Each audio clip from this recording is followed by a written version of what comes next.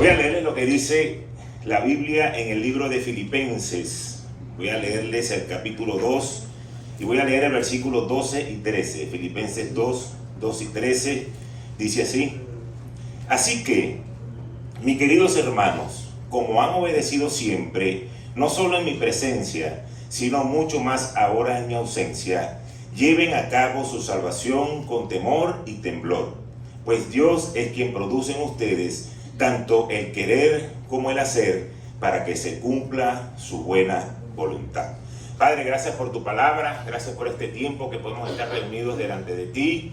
Gracias porque pones el querer como el hacer y que podamos nosotros hacer tu buena voluntad. Hoy quiero poner este tiempo en tus manos, que sea una voz de Dios y no de hombre. En el nombre poderoso de Jesús. Amén y amén. Aquí el apóstol Pablo le pide a los filipenses que obedezcan, como siempre lo han hecho. Pero ahora le habla de un punto particular, y es el de cuidar su salvación. Y cuando repasamos nuevamente la segunda parte del verso 2, dice: lleven a cabo su salvación con temor y con temblor. Y cuando estudiamos la palabra podemos ver que es la cuarta y última vez que el apóstol Pablo usa esa expresión en la Biblia. Y él se lo está pidiendo a los fieles de Filipo, pero también nos lo está pidiendo a cada uno de nosotros hoy. Comportarnos con sentido de respeto y de responsabilidad. Aunque hay opiniones que dicen, que dan a entender, mejor dicho, que el apóstol Pablo está hablando de la salvación eterna, esta palabra nos da un par de detalles que nos permite escudriñar la palabra y poder entender lo que realmente Pablo quería decir a los filipenses. Lo primero es que él le dice: lleven a cabo la salvación. Y cuando él le dice lleven a cabo, quiere decir que tienen que buscar en hacerlo. Y la salvación eterna no se gana por obra, es una gracia de Dios. Y lo segundo que podemos ver es que él dice que debe llevarse a cabo continuamente, o sea que constantemente debemos preocuparnos por nuestra salvación. Entonces no está hablando de la salvación eterna, está hablando de una condición que debemos tener en progresar y en ser santos personalmente. Debemos santificarnos, debemos vivir una vida apartada del pecado. Y por eso Él nos invita y nos dice: llévenla a cabo con temor y con temblor. Porque debemos estar conscientes de nuestra debilidad y la virtud en el cual podemos caer en el pecado. No debemos pensar que como ya estamos en los caminos del Señor, ya nada nos va a hacer caer. Debemos cuidarla, debemos estar preparados para eso. Si tú aceptaste a Jesucristo genuinamente en tu corazón, tu condición debe ser el de querer agradarlo a Él.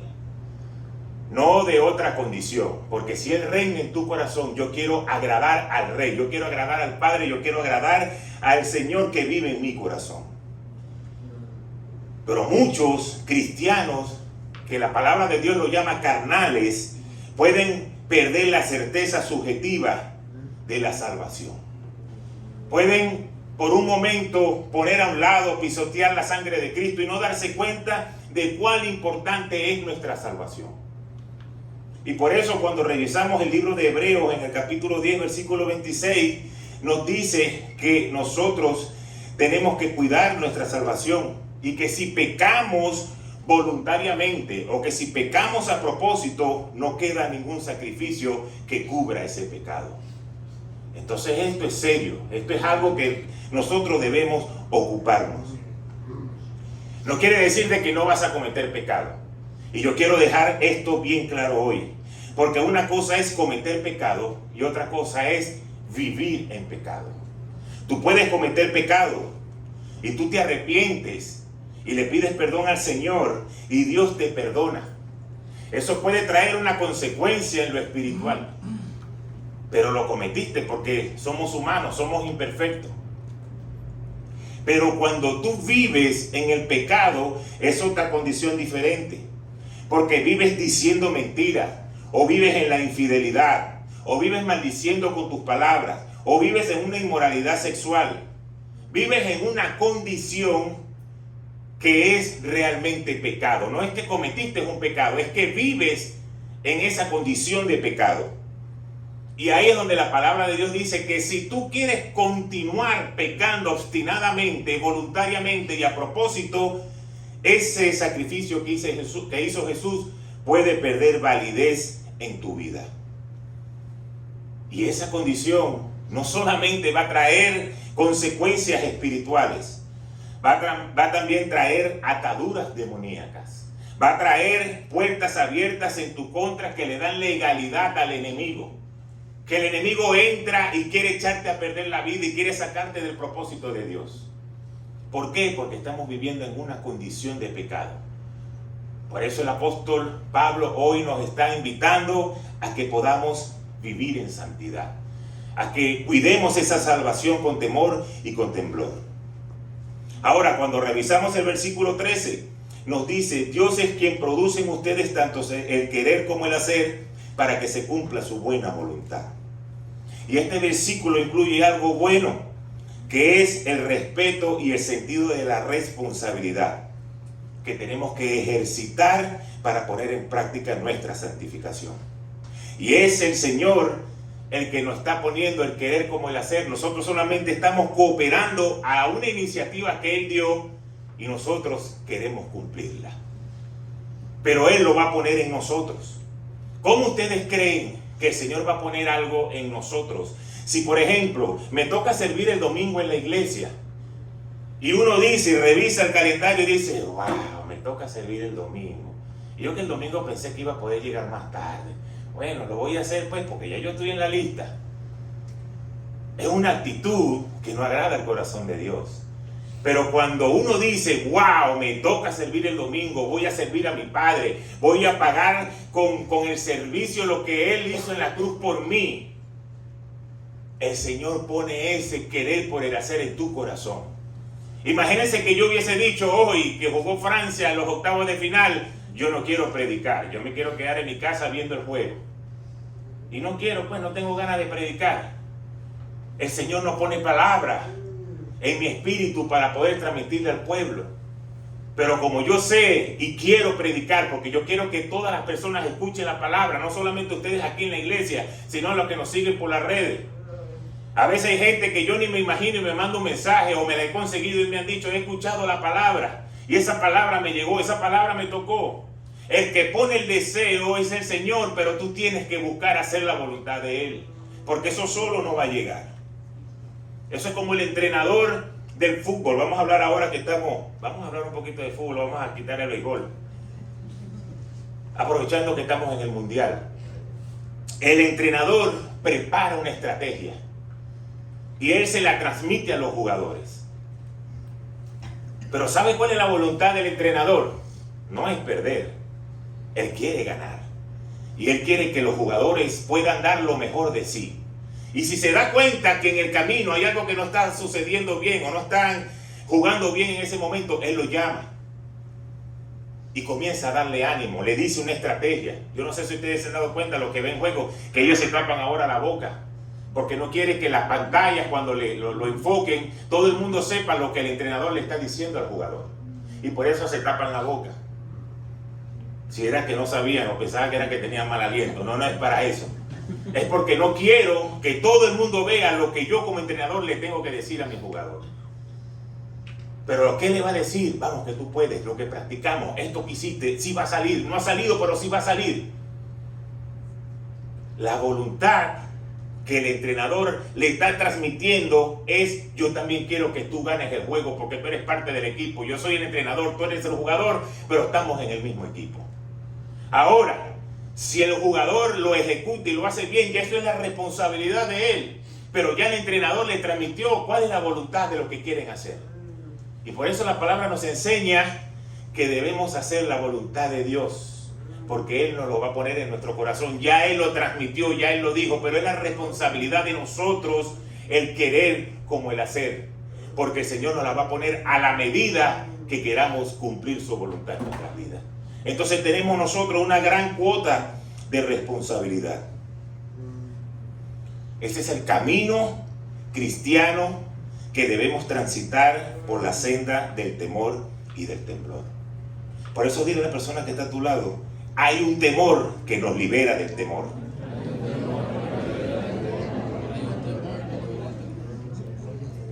Y es un título que quizás suena un poco raro, pero existe un temor que nos libera del temor. ¿Y saben cuál es ese temor? El temor a Dios. El temor a Jehová. No se trata de tenerle miedo, sino de amarle, de respetarle y de obedecerle. Cuando nosotros tenemos temor de Dios, su voluntad comienza a hacerse efectiva en nuestra vida. Por eso quiero que veamos unos ejemplos que están en la palabra de Dios. Quiero que busquemos el libro de Génesis en el capítulo 17. Y quiero que leamos los primeros 4 versos. Dice: cuando Abraham tenía 99 años, el Señor se apareció y dijo: yo soy el Dios Todopoderoso. Anda delante de mí y sé íntegro. Así confirmaré mi pacto contigo y multiplicaré tu descendencia en gran manera. Al oír que Dios le hablaba, Abraham cayó rostro en tierra y Dios continuó diciendo: este es el pacto que establezco contigo. No serás el padre, tú serás el padre de una multitud de naciones. Este temor que tenía Abraham por Dios hizo que Dios hiciera un pacto, una alianza con él. Y dice la palabra de Dios que Abraham cayó rostro en tierra porque temía a Dios. No porque le tenía miedo, sino porque lo respetaba y porque lo amaba. Y por eso él colapsó ante la presencia de Dios. Ahí cayó tendido. Y dice la palabra que Abraham estuvo junto a Dios siempre con temor hacia él. Y cuando tenía ya 100 años y su mujer Sara 90, entonces vino el nacimiento de la promesa de su hijo Isaac. ¿Por qué? Porque Dios estaba cumpliendo la alianza que había hecho con Abraham. Ahora, eso no termina ahí. Dios puso a prueba el temor de Abraham. Dios puso a prueba el amor y el respeto que Abraham le tenía. Y por eso le dijo: toma a tu hijo y sacrifícalo. Ustedes lo han leído mucho en la palabra, pero no sé cuántos de nosotros podemos entender la magnitud después de que estemos tanto tiempo orando por tener un hijo, porque quizás había una esterilidad, y después que el Señor manda a ese hijo, le diga: entrégamelo en sacrificio. Eso es algo tremendo. Eso es algo que cuando lo leemos a veces no podemos entender lo que Dios quería decir. Pero como Abraham andaba junto con Dios y le temía, ¿saben qué sucedió? Le fue fácil obedecer. Quizás no fue fácil el camino, porque ahí estaba ese niño: ay papá, ¿y dónde vamos a ir? Y vamos para acá, ¿y a quién vamos a sacrificar? No veo ningún cordero. Pero el papá sabía que el del sacrificio era él. Quizás el camino no fue fácil, pero obedecer a Dios sí. ¿Por qué? Porque él temía al Señor. Él decía: Señor, yo te amo, Señor, yo te respeto, y si tú me estás diciendo esto, esto es lo que tengo que hacer. Ahora, ¿qué pasó antes de ese holocausto? Vamos a ver lo que nos dice la palabra en el capítulo 22, en el versículo 12, y después leemos el 16 y el 17. Dice: no pongas tu mano sobre el muchacho ni le hagas ningún daño, dijo el ángel. Ahora sé que temes a Dios, porque ni siquiera te has negado a darme a tu único hijo. Y dijo: ¿cómo has hecho esto y no me has negado a tu único hijo? Tan cierto como yo vivo, afirma el Señor, te bendeciré en gran manera y te multiplicaré tu descendencia, como las estrellas del cielo, como la arena del mar. Además, tu descendencia conquistará las ciudades de sus enemigos. La bendición de Abraham no fue por llevar o por hacer el sacrificio que tenía que hacer por su hijo. La bendición de Abraham vino por el amor, por el respeto y por la obediencia. Eso se llama el temor hacia Dios. Y por eso el ángel le anunció: no vas a tener que temer más.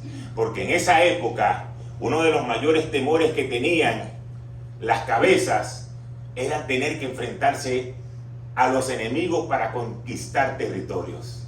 Y la promesa que le dieron es: el Señor te va a entregar la victoria. A tu hijo le va a entregar la victoria. Ya no tienes que preocuparte por luchar con ese enemigo, porque el Señor te va a bendecir. Por eso temerle a Dios, amarle, siempre va a traer bendiciones. Pero lo más importante, te va a ser fácil obedecer. Por eso digo a la persona que está a tu lado: cuando temes a Dios, te va a ser fácil obedecerle. Hoy Dios no te pide un hijo. Hoy Dios no nos dice: ven, tráeme a tu hijo. Pero hay algo que sí nos pide Dios, y es tiempo. Dios te pide tiempo. Cuando traemos la ofrenda, eso es tiempo. Un tiempo que yo puse para trabajar. Y estoy trayendo parte de mi tiempo al Señor para que Él lo bendiga y lo multiplique. Cuando tú estás apartando un tiempo para venir a la iglesia, eso es tiempo. Cuando tienes tiempo para leer la Biblia, eso es tiempo. Por eso lo que Dios te pide es tiempo. Que Dios sea la prioridad en tu vida. Ahora, no sé, pues yo voy a hacer una preguntita aquí a ver qué nos parece. ¿Es más fácil entregar nuestro tiempo o que nos digan que entreguen a nuestro hijo o a nuestra hija? ¿Qué creen ustedes que sea más fácil? Que el Señor te diga: tráeme a tu hija en sacrificio, tráeme a tu hijo en sacrificio, o que el Señor te esté pidiendo tiempo. Por eso es que debemos obedecer a Dios, porque cuando le damos nuestro tiempo, es como el ángel le dijo a Abraham, nos va a decir a nosotros: ahora sé que temes a Dios. Las acciones hablan más que las palabras. Yo puedo decir: yo amo a Dios, yo creo en Dios, yo voy a la iglesia, yo hago esto. ¿Dónde está mi tiempo? ¿Dónde está mi honra? ¿Dónde está lo que me pertenece? Es ahí donde yo demuestro que realmente tengo temor por Dios. Otro ejemplo que podemos ver en la palabra es el temor que tenía Salomón. Vamos a leer Proverbios 1:7 y seguidamente leemos el 8:13. Dice: el temor del Señor es el principio del conocimiento. Los necios desprecian la sabiduría y la disciplina. Y después dice: quien teme al Señor aborrece lo malo. Yo aborrezco el orgullo y la arrogancia, la mala conducta y el lenguaje perverso. Esto lo escribe Salomón, porque el temor a Dios nos hace conocer su camino, pero también nos hace conocer el camino del mal. Nos abre el entendimiento para poder discernir ambas cosas. Y cuando la sabiduría habla y tú quieres negociar contra eso, lo acabamos de leer en la palabra, que nos dice que somos necios. No lo digo yo para que no se me vayan a ofender, lo dice la palabra. Cuando tú no estás en sabiduría y desprecias la disciplina, eso entramos, mejor dicho, en necedad. Así que ante los ojos de Dios debemos actuar de una manera sabia. Debemos actuar de la manera correcta. Y cuando leemos la palabra de Dios vemos muchos ejemplos de necedad. Muchos ejemplos de orgullo, de doblegar nuestra voluntad y de hacer la voluntad del Padre. Y uno que me gusta mucho lo podemos conseguir en Primera de Samuel, en el capítulo 26, versículo 21. Dice así: he pecado, exclamó Saúl. Regresa, David, hijo mío. Ya no voy a hacerte daño. Tú has valorado hoy mi vida, yo en cambio he sido un necio y me he portado muy mal. El rey Saúl y sus 300 soldados habían perseguido a David para matarlo en el desierto de Zif. Querían conseguirlo, querían matarlo, pero Saúl se había cansado y se acostó a descansar junto a ese ejército. Se echaron a dormir. Y David consiguió a Saúl dormido y fue hacia donde estaba él. ¿Y qué hizo? Le quitó la lanza, le quitó el agua y se fue.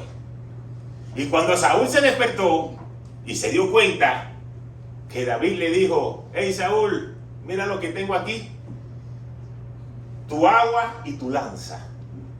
Él dijo, he sido un necio, porque David pudo haberme matado y no lo hizo. Y por eso exclamó, he actuado neciamente contra ti.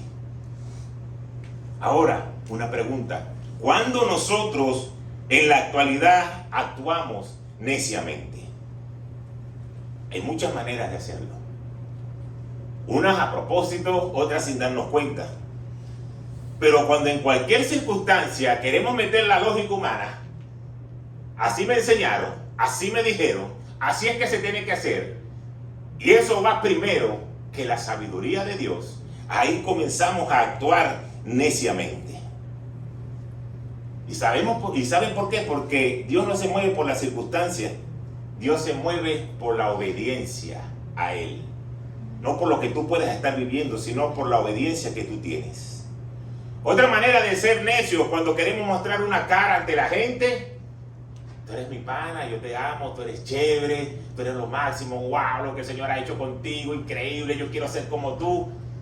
Pero cuando estamos a la espalda, empezamos a decir que ese tipo, si es ridículo, mira lo que se hizo, mira lo otro, se puso la camisa de Francia porque Francia ganó.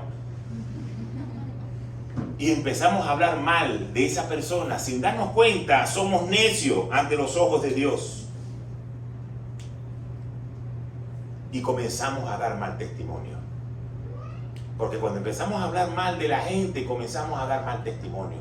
Cuando estamos en el trabajo y comenzamos a decir malas palabras y queremos hacer como vivir y actuar como vive la gente, damos mal testimonio. Y cuando damos mal testimonio, ahí también estamos actuando neciamente. Otra manera es cuando queremos estar pegados de Dios, solamente cuando tenemos necesidad. Cuando no tengo plata en el banco, Señor, tú eres mi Dios. Señor, tú eres mi proveedor. Señor, tú eres el número uno. Cuando tenemos una enfermedad, Señor, tú eres mi sanador. Señor, tus llagas en la cruz permiten que esta enfermedad no sea legal para mí. Está bien, el Señor es todo eso. Pero ¿cuál es la condición? ¿Cuál es la intención de tu corazón? ¿Lo buscas solamente cuando necesitas de Él? Eso es ser necio. Cuando el Señor es tu Señor, tú lo buscas en todo tiempo. Cuando estás bien, cuando estás mal, cuando sales, cuando entras, en cada momento que tú demuestras que el Señor es tu Señor, Él te va a traer la bendición. La condición de padre y la condición de hijo no lo quita una circunstancia. Por eso debemos actuar sabiamente y no nada más cuando a nosotros nos conviene. Ahora, hay algo que me llama mucho la atención de esta parte de la palabra. Es que Saúl era el rey. Y él siendo el rey, él siendo el ungido de Dios, tenía celo de David. Y él estaba en un rango superior. David solamente estaba luchando a favor de él. Y todas las victorias que le daba David era para que el rey fuera enaltecido, para que el pueblo de Dios tuviera la victoria. Pero su corazón incorrecto comenzó a tener celos, comenzó a tener envidia. Y por eso se apartó del propósito de Dios. Y por eso fue quitado. Pero cuando él comenzó a perseguir a David, él era el ungido. Y su trono no iba a ser eterno. Todos sabían que llegaba un momento donde terminaba y venía un nuevo rey ungido. Entonces actuó muy neciamente en que esos celos se levantaran en contra de David. Pero ¿saben qué le salió? Le salió la esencia. Muchas veces nosotros tenemos problemas aquí, tenemos problemas allá, tenemos problemas en el trabajo, tenemos problemas con la familia y nos mudamos y tenemos problemas y vamos para aquí tenemos problemas. Pero ¿sabes cuál es nuestra condición? Como el rey Saúl. El problema es el de al lado. El problema es el compañero de trabajo. El problema es el tío, el primo, el hermano. En la iglesia el problema son los hermanos, el pastor o los líderes. Me voy para otra ciudad y el problema son ellos porque allá también o me trataban de otra manera. Y no nos damos cuenta que nuestro orgullo nos está marcando una condición en el cual no queremos salir, sino que la queremos cubrir, queremos seguir viviendo esa vida y eso nos aparta del propósito de Dios. Nosotros somos únicos ante los ojos de Dios. Nosotros somos amados por Él. No tenemos que tener rencilla, no tenemos que tener celos por nadie, porque Dios nos hizo a cada uno de nosotros de una manera especial. Y sabes que Dios en su tiempo va a recompensar a cada quien de acuerdo a la intimidad, de acuerdo a la relación que tengas con Dios. En su tiempo cada uno será recompensado. Por eso no te sorprenda cuando ciertas personas tú las ves y digan, bueno, y este que tiene 2 días aquí y el Señor lo ha bendecido y le está yendo bien y tiene buen trabajo y tiene buen carro y parece que todo está siendo prosperado. ¿Por qué? Porque esa persona ha buscado tiempo para estar en intimidad con Dios. Porque esa persona ha buscado tiempo para creerle a Dios. Pero como nosotros queremos seguir haciéndolo bajo nuestra fuerza, bajo nuestra lógica, no entendemos el por qué a mí todo me sale mal. ¿Por qué no termino de arrancar? ¿Por qué no termino de progresar? Eso fue lo que le pasó a Saúl. Y por eso perdió su reino. Cada uno de nosotros estamos puestos en esta tierra con un propósito. Para conquistar reinos, para conquistar ciudades, para conquistar trabajo, para conquistar familias. No dejes que el enemigo te quite el propósito de Dios. No dejes que el enemigo te robe lo que Dios ha puesto en ti. Porque tú estás en esta tierra con un propósito eterno. Tú no estás puesto en esta tierra por casualidad. Tú no estás puesto en esta tierra porque vas a hacer esto, vas a hacer otro. Tú estás aquí con un propósito eterno. Y tienes que conquistar el reino que el Señor ha puesto en tus manos.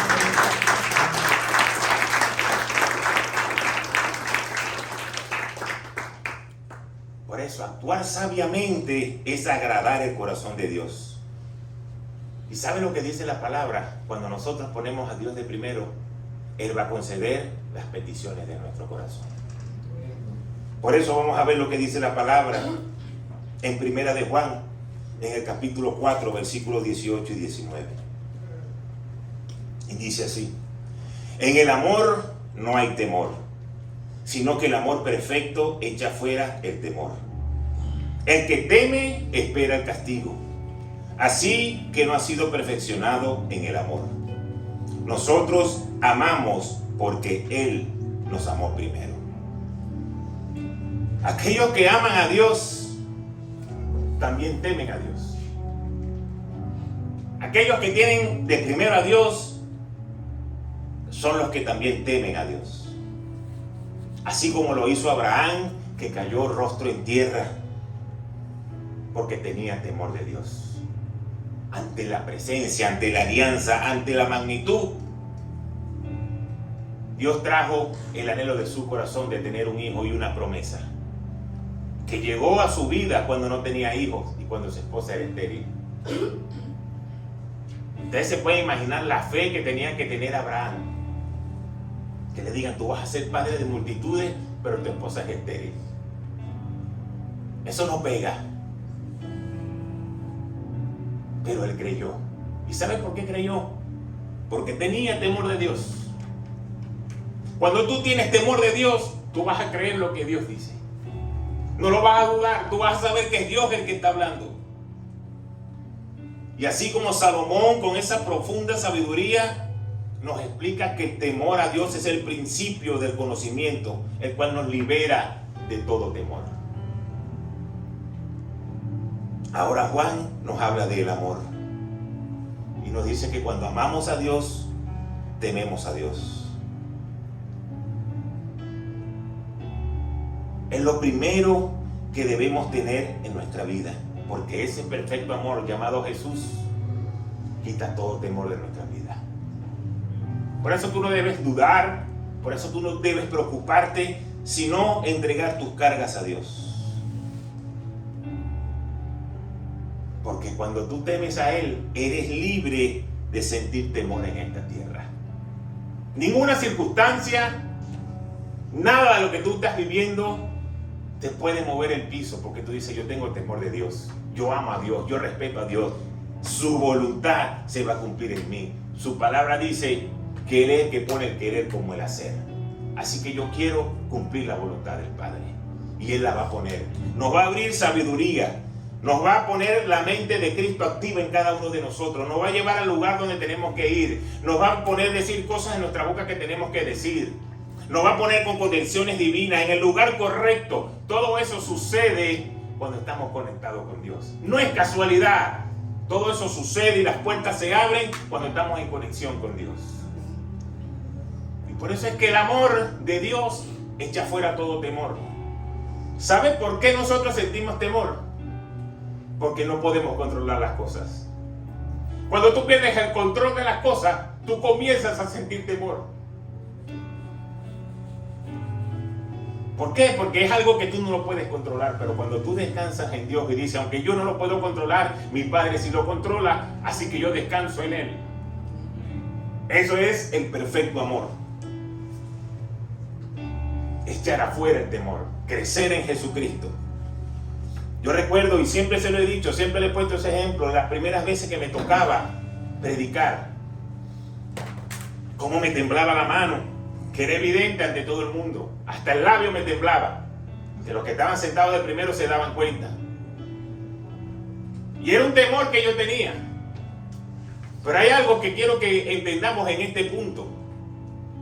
El temor, que yo no lo había puesto en las manos de Dios, va más allá de una mano que tiembla o de un labio que tiembla.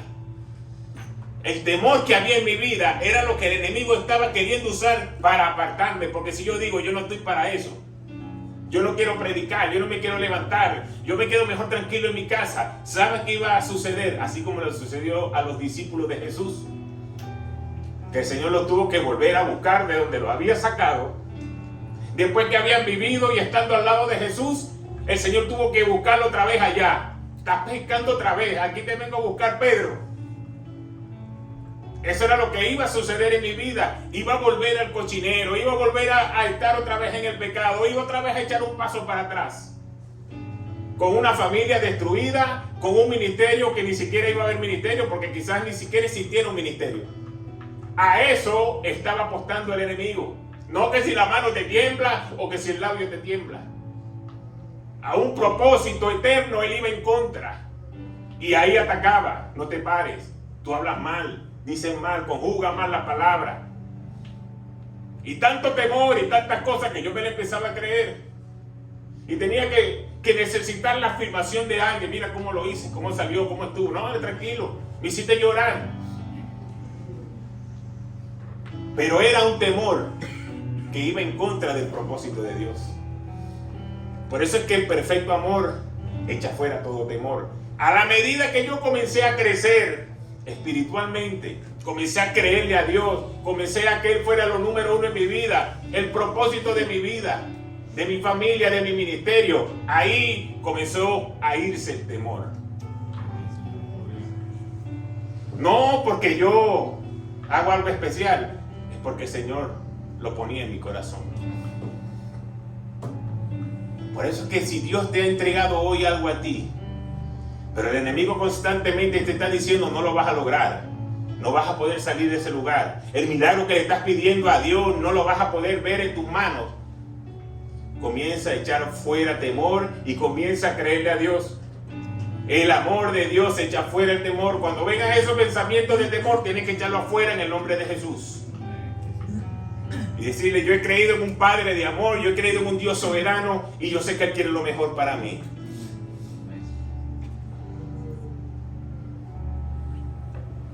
¿Por qué? Porque estamos diseñados en esta tierra para llevar adelante el propósito de Dios. Por eso hoy yo te invito a que todas tus cargas, todos tus problemas, todas las cosas que te entristecen, tus temores, los pongas en las manos de Dios y puedas amarle, puedas respetarle, puedas creer lo que Él ha dicho para ti hoy en este lugar, hoy en este tiempo.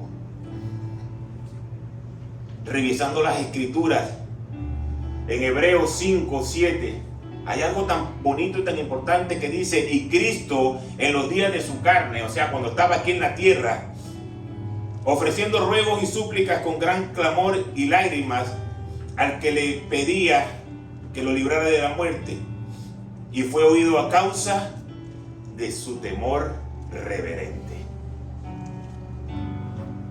El Señor estaba sufriendo, estaba padeciendo, porque era humano. Era Dios hecho carne, pero era humano.